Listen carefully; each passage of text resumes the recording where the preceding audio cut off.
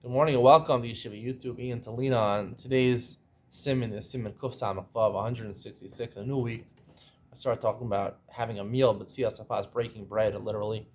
There's one halacha today, and the halacha basically is a Gemara. The Gemara says, take a Natilas Daim Suda. After Natilas Daim for your meal, you should right away go ahead and have your meal. Now, there's two dayas over here.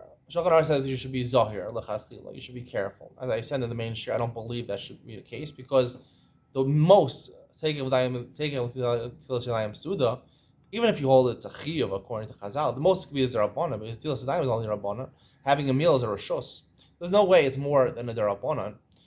Mishnah Berurah says again. He even says at the end, it's only a mitzvah lechatchila. It's only an advice. You don't have to worry about this. Taking tilas suda. So even if you start speaking, which according to the second day is a hefsek, you would not go ahead and rewash your hands. For some reason, people are very careful not to talk. And even if they talk, they go wash their hands again, which they don't have to do. But it's clear, even according to Mishnah Berurah, even according to the Machar opinions, you don't have to do it. It's only din l'chadchila. You shouldn't talk. You shouldn't wait around a long time.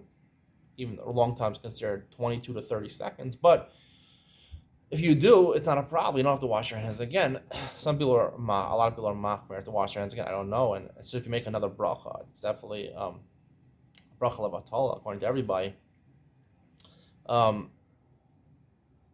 I believe that the correct halacha, as I said before, is 2 days over here. So the rabban lakula, you should go lakula even l'chachila, the rabban lakula, and you should be allowed to talk even l'chachila, shmuz about Joe Biden or about Nancy Pelosi, favorite characters to talk about.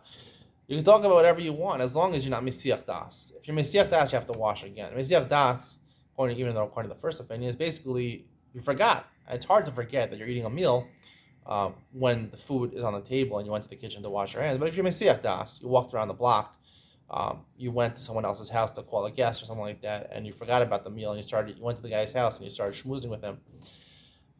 Then you have to rewash your hands. You don't make a bracha.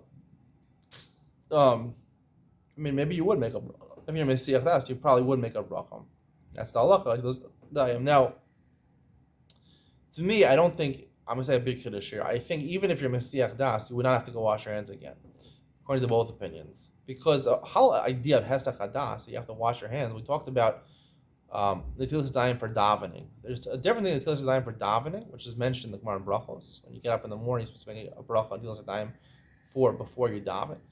And then there's a bracha on Natilas Dayim for a Suda. Natilas Dayim for a Suda is not based, it's based on your hands being dirty, physically dirty, right? It's an etiquette before a meal. Your mother says, go wash your hands before dinner. So you wash your hands. It's be revius. Again, it doesn't really have to be, it can be from the faucet with soap preferably. To clean your hands should be clean. The whole concept of Hezek Hadas, which is mentioned when it comes to the Sedayim for a Suda, but that's talking about Truma. The whole reason they instituted the Sedayim for a meal is because Kohanim used to eat Truma. So therefore, sometimes their hands were Tameh and they're Metame the Truma, so therefore wash your hands beforehand.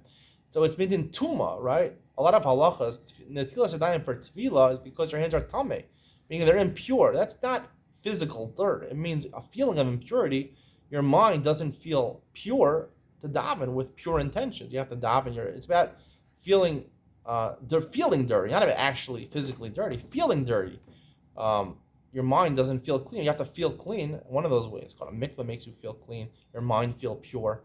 To wash your hands makes you feel pure. So the Hezek Hadas over there, when I wash my hands, then I forget about it. So I lose that state of mental purity over there. And that's why Hezek Hadas is important over there. And it's important when Kohanim would have a Suda, because they might eat Truma. Tuma, right? The whole concept of Tuma is based on purity, mental purity. And therefore Hezek Hadas applies over here. But by a Suda, right, there's two reasons for Netilas Dayim for a Suda. One is because they were Mesakhin for Kohanim in the time of the Beis HaMikdash, where they ate Truma, so also nowadays for everybody they're Mesakhin it, because most of the meals of Truma were out of bread.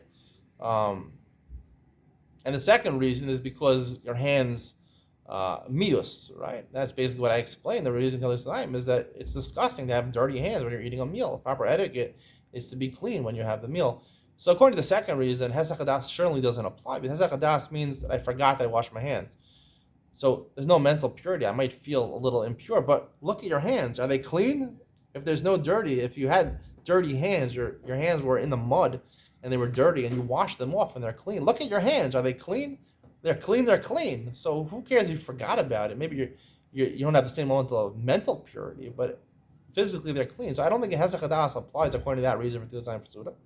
And even according to the other reasoning, where it's based on Tuma and Tara for eating Truma, again, even though it's really only for Kohanim, and nowadays it's not even for Kohanim, it's gonna don't eat Truma. So even though they made a low plug and they said you always need Tilas for Suda, I believe the low plug is not exactly like the original Takana, and therefore Hesach Hadas, I believe according to both reasonings, Hesach Hadas doesn't apply as long as your hands are clean. Check your hands if they're clean. If you forgot about it, you went over to your friend's house, you're schmoozing, you took a long walk. If your hands are clean, your hands are clean.